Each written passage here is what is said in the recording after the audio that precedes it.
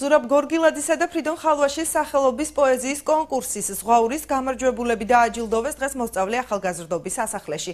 სხვადასხვა ჟანრის ლექსებისათვის 15 საუკეთესო ახალგაზრდა პოეტი ოფიციალურად ოქროს, ვერცხლისა და ბრინჯაოს დიპლომებით, ასევე ფასიანის საჩუქრებით დააჯილდოვეს.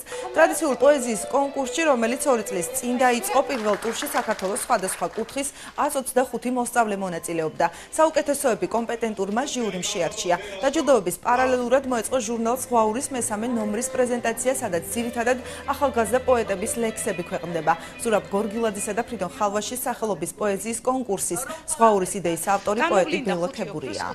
5 ბრინჯაოს დიპლომის მფლობელი, ხოლო მაქსიმალური ქულა, რომელიც დააგროვა შარშანდელ ოქროს დიპლომის მფლობელმა, წელს საპატიო დიპლომის მფლობელი ხდება. საქართველოს ყველა კუთხიდან არიან გამარჯვებულები, ფართო პლანით არიან წარმოდგენილნი და მე მინდა ნორჩ პოეტებს წარმატებები, გამარჯვებები უსურვო. ძალიან კარგი პროექტია, ვფიქრობ, რომ მომავალში უნდა გაგრძელდეს ეს პროექტი. ვუსურვებ ყველა მონაწილეს წარმატებას, მქონდა გაგზავნილი რამოდენიმე ნაწარმოები და გავიმარჯვე. მინდა რომ ზღვაურელებს უსურვო წარმატებები და მომავალში წინსვლები.